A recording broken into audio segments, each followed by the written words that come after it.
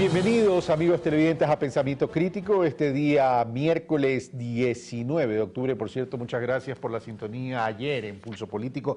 Nos comprometemos a seguir con esos especiales rumbo a Carondelet 2017.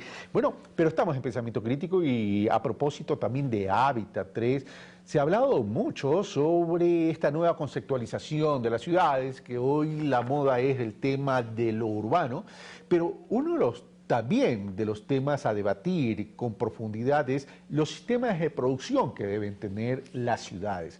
Para aquello hemos invitado a José Valdivieso, director ejecutivo de Conservación y Desarrollo, quien está con nosotros el día de hoy.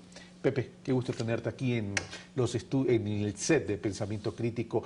Bueno, las ciudades...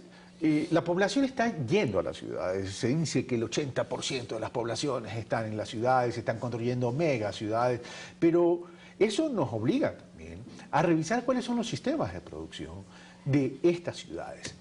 Pepe Valdivieso, buenos días, bienvenido. Buenos días, Carlos, muchas gracias por la invitación. Sí, efectivamente, ¿no? Es un objetivo también de nuestra organización, de nuestro grupo, el que se una muchísimo más del campo y la ciudad, dadas estas condiciones. La ciudad tiene capacidades industriales mucho más importantes que lo que sería el campo, ¿no? Bueno, las ciudades tienen capacidades más industriales, pero las ciudades tienen que alimentar esa industria y sobre todo en lo que es la agroindustria de lo que produce el campo.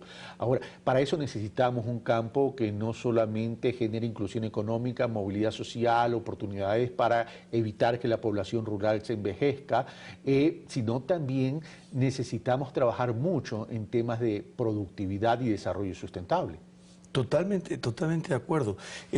Tú tienes dos procesos. Tenemos que capacitarle a la ciudad para que pueda comunicarse adecuadamente con el campo y al campo para que se pueda comunicar con la ciudad. Ese es el reto, ¿no? Y de esa manera estar unidos. Ahora, pero ¿cómo lograr eso? O sea, ¿cómo articular entre campo y ciudad? Porque en la teoría es el deber ser, pero desde la política pública, y no solo hablo por el Ecuador, sino hablo de Latinoamérica, ¿cómo hacer realidad esa articulación? Porque aquí corremos un riesgo, y el riesgo que corremos es en la urbanización de lo rural. Totalmente de acuerdo, totalmente de acuerdo. Es instalando capacidades. Lo que hemos hecho nosotros y que está dando resultados es traer gente del campo, capacitarla para que regrese al campo. Ese es el proceso, en la parte industrial. En la parte industrial es mucho más difícil capacitarle a la persona que vive en la ciudad, en el campo, pues son dos condiciones completamente distintas. Entonces, lo que hemos hecho es al revés y está funcionando muy bien.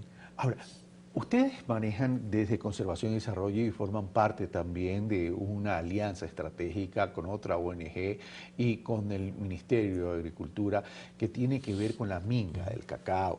En ese sentido, ustedes han podido desarrollar un modelo de gestión que es tremendamente importante de lo que yo conozco, porque va no solo desde la producción, sino que va mucho antes, de la investigación, de la innovación, de la certificación de origen, desde una semilla adecuada, desde el acompañamiento en el cultivo hasta la cosecha, hay hasta incluso al producto elaborado y la exportación.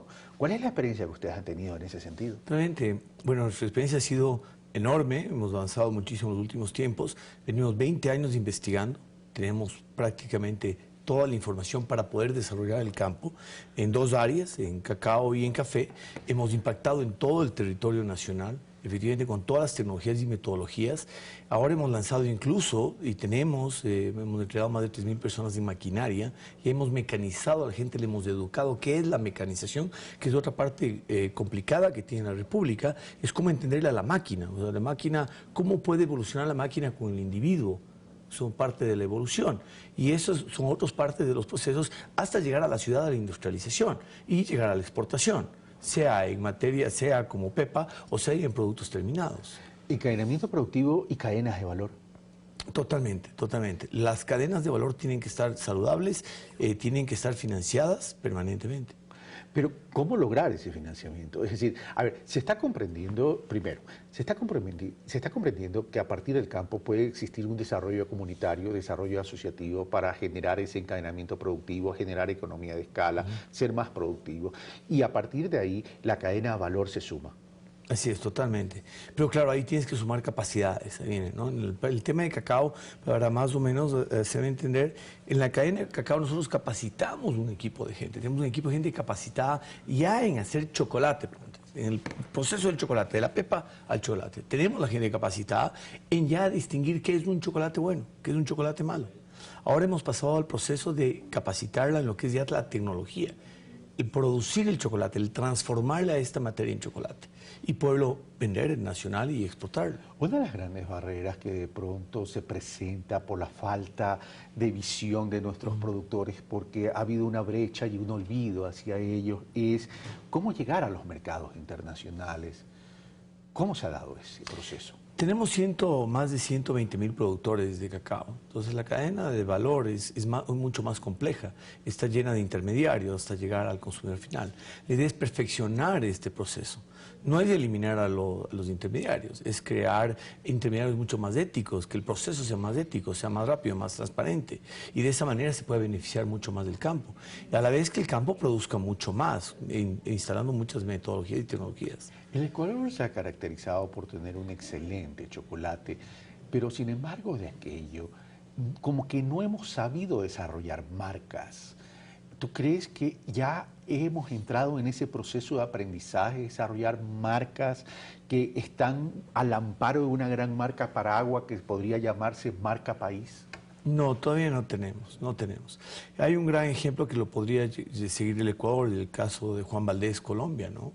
Que es la Asociación de Cafeteros de Colombia, que lograron impulsar de esa manera el café colombiano. No necesariamente el procesarlo al café. La parte más importante es que el café de Colombia tenga un valor superior en el mercado internacional. Y es lo que tenemos que tratar de lograr en chocolate. Si no tenemos marcas fuertes, si no tratamos de impulsar al mundo entero que sepa cómo es nuestro chocolate, recién en ese momento podremos tener una variable en el precio de la pepa. Siempre vamos a producir más pepa en el caso del Ecuador que lo que vamos a poder industrializar. Habíamos hablado, hasta el momento, ¿no? Habíamos hablado de la necesidad de articular lo rural con lo urbano en el sentido de crear nuevos sistemas de producción para las ciudades. En ese sentido, ustedes, en este modelo, ¿cuántas hectáreas han podido recuperar y qué impacto ha tenido en cuántas familias de productores? Bueno, en más de 170.000 hectáreas y hemos operado en más de 50.000 productores, 75.000 productores aproximadamente. Prácticamente hemos recuperado lo que es cacao, prácticamente todo, en café mucho más de 50.000 productores que han sembrado café a nivel nacional. Es lo que se ha hecho hasta este rato, pero como materia prima, como en verde, ¿no? Claro. No en la parte del proceso. En la parte del proceso todavía nos falta mucho. Ahora, ¿y cuál ha sido la clave de este modelo de gestión que ustedes han manejado? La clave es tecnológica, hemos tenido muchas metodologías, muchos años de experiencia, necesitas años de experiencia para tratar con tanta gente y saber exactamente qué puedes hacer en el territorio.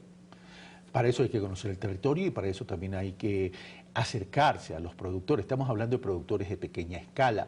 Otra de las barreras que se suelen presentar en este tipo de cosas cuando uno llega con un modelo de gestión que quiere aplicar y que dice, bueno, trabajemos de forma asociativa para trabajar en estos desarrollos comunitarios y poder articular con la ciudad, es el tema confianza. ¿Cómo poder construir esa confianza con esos pequeños productores a efectos que ellos apuesten a un modelo de gestión como el que ustedes han implementado? Eso nos ha ayudado de muchos años de experiencia que estábamos en su casa.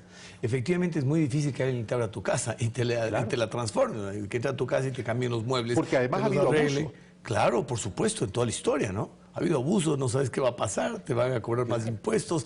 O sea, es bien complejo la relación de la comunidad con ya el individuo dentro de su casa, dentro de su territorio. Eso nos pasa igual a todos los mamíferos, ¿no? Tenemos muchos y tenemos que protegerlo. Pero la ventaja nuestra, al igual con nuestros socios con Maquita y con Selección de Desarrollo, es que estábamos en la casa de ellos. Y estamos en la casa de ellos y hemos estado durante años. O sea, hemos trabajado conjuntamente, estamos presentes. Estamos presentes, tienen la confianza, nos abren las puertas. Es decir, la clave se podría decir de este modelo es no entenderlo en términos de acompañamiento, sino en términos de convivencia.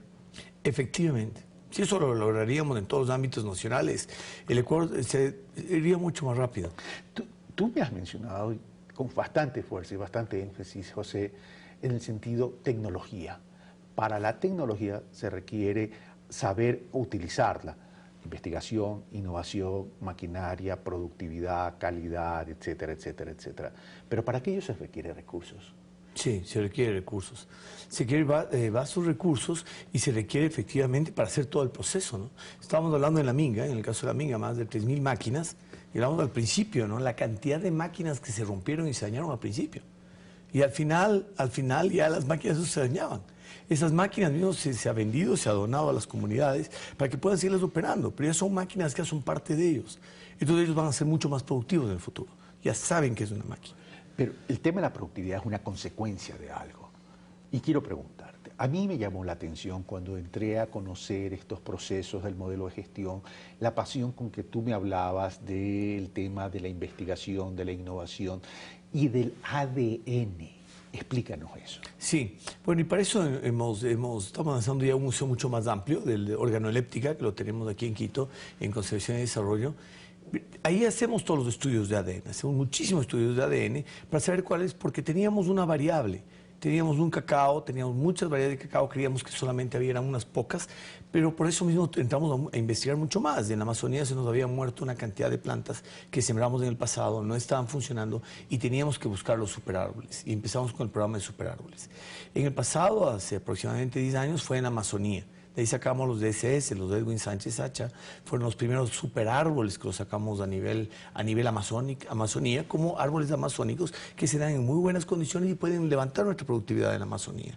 Ahora hemos sacado muchísima y tenemos muchísima información ya sobre la costa ecuatoriana y sobre los demás territorios y según las variedades y según las variabilidades climáticas y biodiversas que tienen. ¿Y qué valor agregado tiene esto en los mercados internacionales de tener el ADN de estos árboles? Es muchísimo, porque es un ADN que es nuestro, ¿no? Entonces tú lo puedes reproducir, tienes capacidad de reproducción sin tener que pagar regalías, es algo extremadamente importante. Efectivamente, de una u otra forma tienes que empezar a pagar regalías a los que descubren, a los científicos que descubren, porque tenemos que trazar desde la parte fenotípica, saber dónde salió, y necesitamos esas personas en esas fincas que son los dueños, los propietarios, a que lo chequeen, a que permanentemente lo estén monitoreando para nosotros no caer en errores a largo plazo como república, ¿no? Es decir, no se trata de producir por producir, se trata de saber cómo producir y en qué entorno producirle. Esa es la clave de este modelo. Esa es la clave. ¿Es replicable a otros cultivos? Es replicable, claro, pero hay que hacer el trabajo. No, en todo hay que hacer el trabajo, claro, es replicable completamente. En el caso de cacao, la experiencia amazónica fue increíble. O sea, bueno, ahí nace la biodiversidad, ahí está la mayor diversidad del mundo. Efectivamente, eso hay que replicarlo en todos los demás productos. Ahora, el orgullo que tienen. Ahora que estamos en Hábitat y que estamos hablando de los sistemas de producción de las ciudades, de la articulación campo-ciudad, el producto de ustedes ha sido recogido y aceptado por Naciones Unidas. Sí, efectivamente, ¿no? Este es el chocolate que se ha repartido, que Naciones Unidas lo aprobó para ser entregado. Por favor, si lo enfocan, por favor, al chocolate, no a mí. No, sí. No a mí, yo no soy el chocolate. Sí, aquí hay un chocolate, sí, efectivamente. La Fundación Conservación y Desarrollo es la que la elaboró, está con todas las marcas y con todos los distintivos nacionales. Es el producto que se ha entregado y se ha repartido a toda la comunidad, que fue aprobado por las Naciones Unidas y que se ha entregado a toda la comunidad internacional, ¿no? Que se lleve un recuerdo del Ecuador para que sepan que el Ecuador tiene algo que ofrecer, tiene productos que ofrecer, que es lo más importante. Y que es la forma como se comunica el ser humano. Claro, y que nuestra marca comience a sonar internacionalmente. Exacto, y que nuestra marca empiece a sonar. Yo creo que aquí tenemos que utilizar estrategias muy inteligentes como hicieron los incas. Para los incas no había ni siquiera el trueque. Era el entregarse productos, era una convivencia, una forma de convivir. Era, ¿qué necesito yo, qué necesitas tú? Yo creo que eso tenemos que aprovechar muchos de ecuatorianos que tenemos muchísimos productos que entregarlo al mundo, pero tenemos que tenerlos en percha y tenemos que venderlos. José Valdivicio, muchas gracias por estar con nosotros y por darnos el testimonio de que una articulación pública-privada para poder atender y articular lo rural con la ciudad, que podemos mejorar nuestra producción en términos de productividad y que podemos desarrollar marca país y apoderarnos en los mercados globales, es posible. José Valdivicio, muchas gracias. Gracias, Carlos. Nosotros hacemos una brevísima pausa y regresamos de inmediato.